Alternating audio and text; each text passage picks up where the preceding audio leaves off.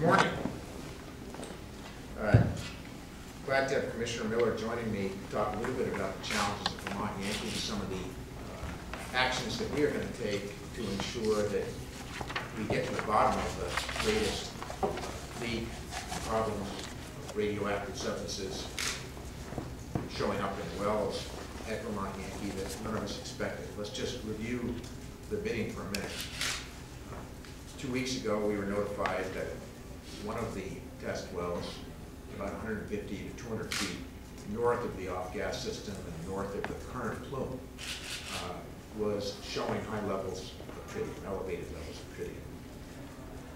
We obviously appreciated the notification.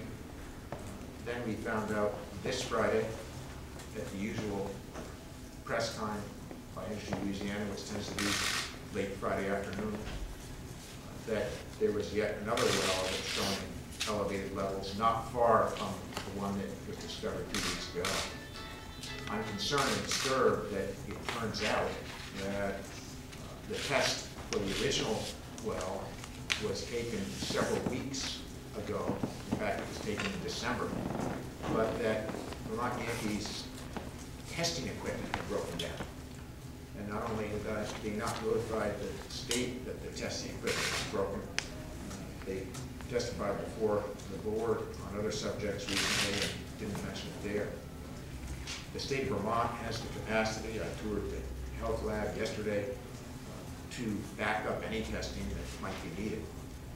So obviously I am concerned, number one, that this aging plant continues to show signs of lack of reliability by yet another leak or a plume that's moving in directions north that don't seem explained to anybody in a logical way. Second, the lack of transparency by Entergy in communicating to Vermont the challenges that we're facing there in terms of the aging plant and reliability should be a concern to all Vermonters. They're certainly a concern to me. So the Commissioner and I have worked together to come up with a plan that's basically three areas that we want to outline to you. The first is we will be appointing the Commissioner of the Department a Reliability Oversight Advisory Committee with expertise in engineering and other nuclear backgrounds that we do not currently have to advise us on how best to deal with the reliability issues that we're having in the plant, and to advise us on other issues that will come up as we move towards closing the plant in 2012. Second, we're going to have moved from bi-weekly to daily updates from Entergy to the Department of Health and the Department of Public Service of any new developments as we try to get to the bottom of this latest leak. And third, we will be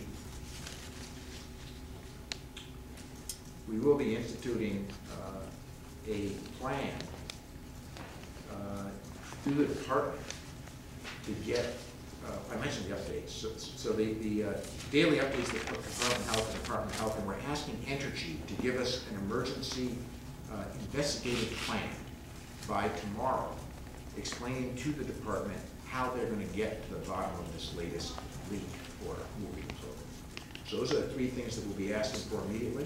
I should also mention, in passing, not related to this issue, that we've appointed Peter Bradford and Dick Sada to the Texas Low-Level Radioactive Waste Compact to replace Steve Ward and Oldis, who are currently serving there.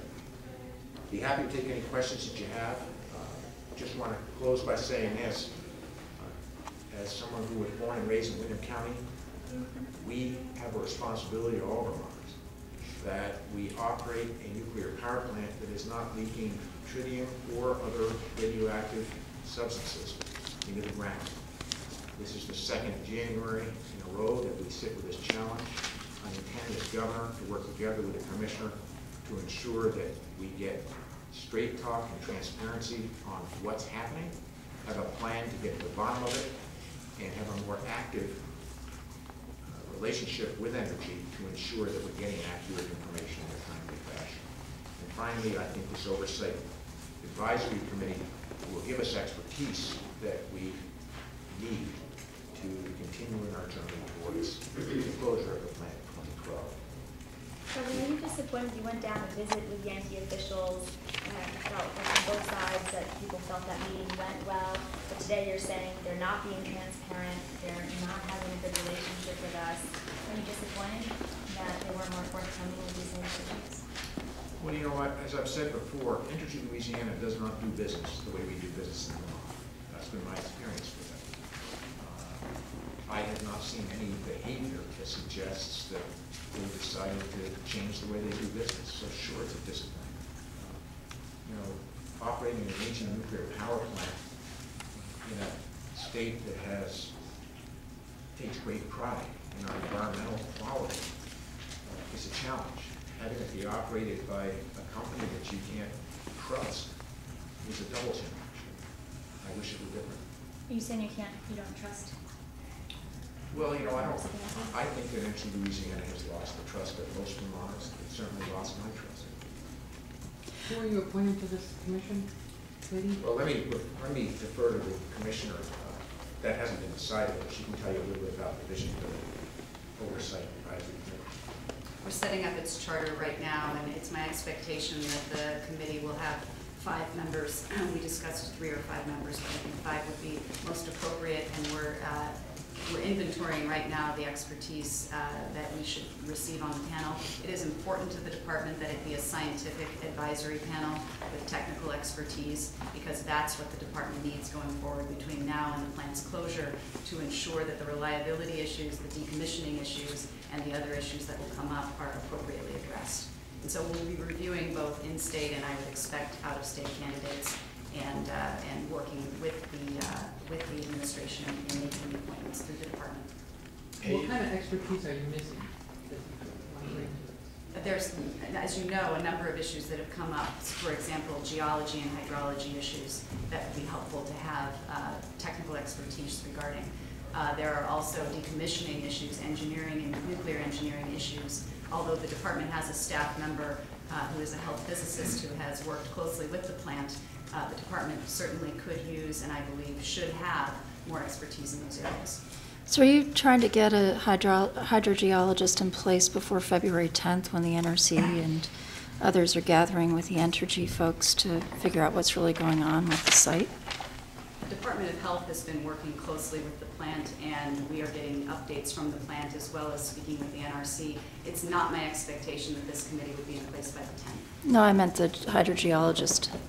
You're looking for the single person who might fulfill that particular role. It's not my expectation that would be in place by the 10th, but we are continuing to follow up with both the plant and the NRC to get the information that we believe we need regarding the site hydrology and the information that the state wants to impart to the NRC in that regard. We're doing that this week. Is there someone from A&R? Oversight committees on Yankees. I mean, why is this extra layer needed? Well, the oversight committee that the legislature had, as you know, through the Joint Fiscal Office, had employed a oversight committee. Their duties, as I understand it, have now been completed. That was around the question of, most of those questions were around the vote of whether to continue operation after 2012. That decision's been made by the legislature.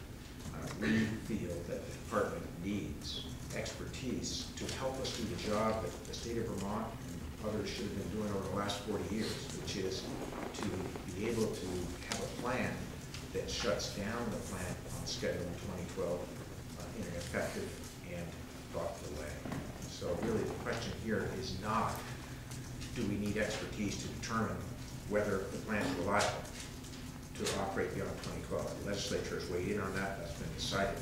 Now the question is, what do we do about the fact that we don't really have an effective plan that should have been conducted over the last decade to shut it down? Would you think that this group was needed if those tritium leaks had not happened and if their machinery had not broken down? Would you still feel a need for them? Yes, for the simple reason that we have multiple challenges, as I mentioned before, on multiple fronts. Obviously, we have the continued leaks of the aging plant, the infrastructure around the plant that offers tremendous reliability concerns. We also have a decommissioning fund that must be filled in order to decommission the plant on time when it is shut down. Third is we have issues around the question of how to clean up leak, who's going to pay. Fourth, we have some grid issues that we've talked about as the plant comes offline that need to be addressed with the ISO. And finally, we need to ensure that we have an effective means to deal with revenue around the plant for the storage of high-level nuclear waste in Vermont once the plant is shut down. Are you concerned that some of the tritium might be coming from the rad waste building and buried pipes that are nearby? Bill Irwin yesterday said that that's actually a likely source. Of course we are. And, we have to understand that when you are dealing with nuclear isotopes, tritium moves like water. It moves very quickly. The more damaging and frightening nuclear isotopes move much more slowly. So we don't know whether this is a leak, what is leaking, and what is in the material that's leaking. And that should be a concern to all of us. We want to get to the bottom of it as quickly as we can. Having a fully transparent partner in determining the bottom of the problem, getting to the bottom of the problem, has to be a top concern for me, and frankly, we're doing the best we can with what we got. Well, Bill said yesterday that there were hundreds of samples that were never sent from the plant to DOH, and I'm wondering how Entergy plans to make up for lost time. Some of them date back to September. No, as I've said, you would think that if they didn't have testing capacity, when they have concerns about new evidence of radioactive materials in the ground, they'd call up the state of Vermont and say, we know you have the capacity to test. Our equipment's broken down. Can you help us? And of course, we would say, we'll help you immediately. It's just, there's so many examples of the challenges we have with our current owner, Entergy Louisiana, that we're doing the best we can with what we've got. You're saying they never told the state that the equipment was broken? That's correct. And so Well, I shouldn't say never, but it was weeks after. like all through January? That's correct. They took these tests in December and notified us 2 weeks ago that there was a problem. The testing equipment was broken down in that period, and we were never notified, nor was the public service board. Do you anticipate that your findings from the decommissioning component of the study will result in suggested legislation? Yes, we're going to need legislation when it comes to the question of how do Vermonters get compensated for high-level nuclear waste storage that was never part of the promise made when the plant was built almost 40 years ago. The only other area that we need legislation for in the areas that we just outlined is bill back authority for the oversight advisory committee. And that will require legislation, and we will be working together with the Speaker and the President of the Senate, Chairman Lyons, Member Lyons, to get that done. So are these paid positions on this committee? They will be, yes.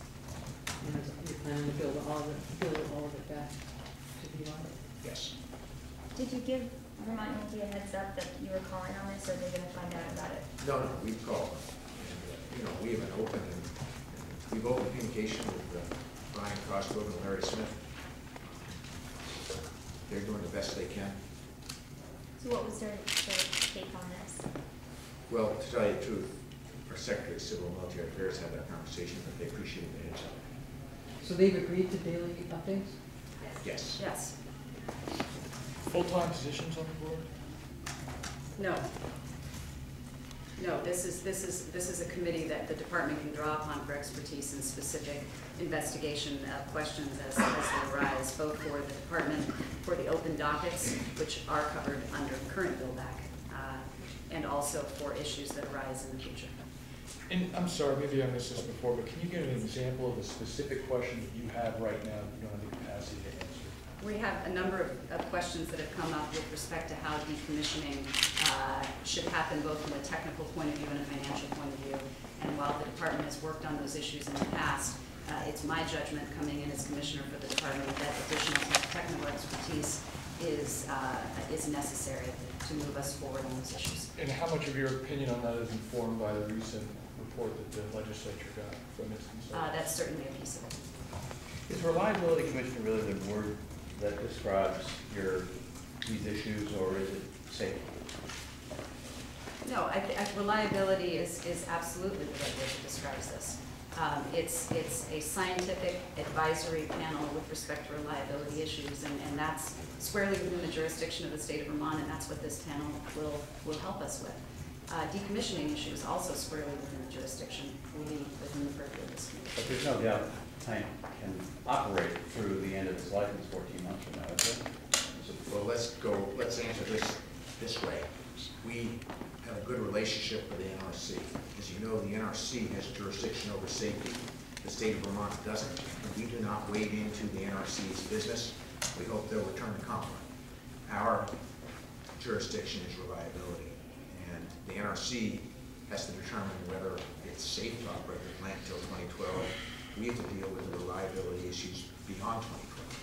There seems to be a sense that this fight could end up in federal court. Do you think that's a possibility?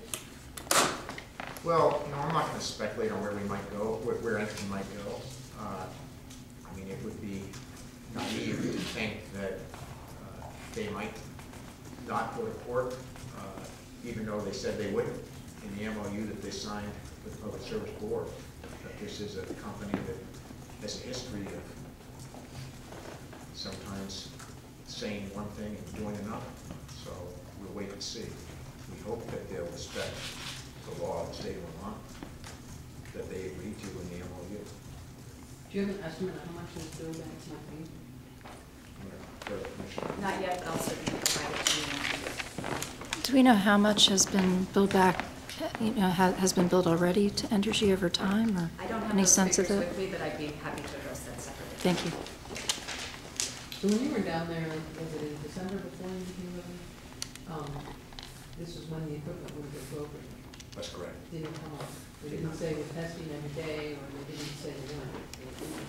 And in fairness, the date that we were there, I'm not sure that we have the information right now that on that date the equipment was broken. What we do know is that in late December, they had broken equipment. Samples dating from right around the end of the year, December 20th and following, were not analyzed because the equipment was broken, and that wasn't remedied until mid-January. So you don't have any evidence right now to suggest to you that Yankee is actively preparing for a court case on this? No. I mean, as I said, Entergy, Louisiana has agreed to abide by the MOU that they signed, the bill that Governor Douglas signed that gave the legislature authority to determine whether or not it was in the public good to continue to operate the plant after 2012 before the Public Service Board could issue a certificate. That's how the law reads. Louisiana, as I understand it, agreed to that law in the past. The governor signed it, and certainly didn't object publicly, any of us can recall. So we expect that they'll abide by the law. So you learned about the second test well, I think it's called GZ6 Friday. Friday, that's correct. Although I gather the health department has been aware of elevated levels of 6, a little bit 1,000 periods, days earlier. It's the health department would be the appropriate person to ask on that bill, but it's my understanding that there was a hit within the limit of detection on GZ6 by an outside lab prior, but that it was on Friday that our department and the administration learned that Entergy had confirmed the hits at GZ6. Great. Thank you very much.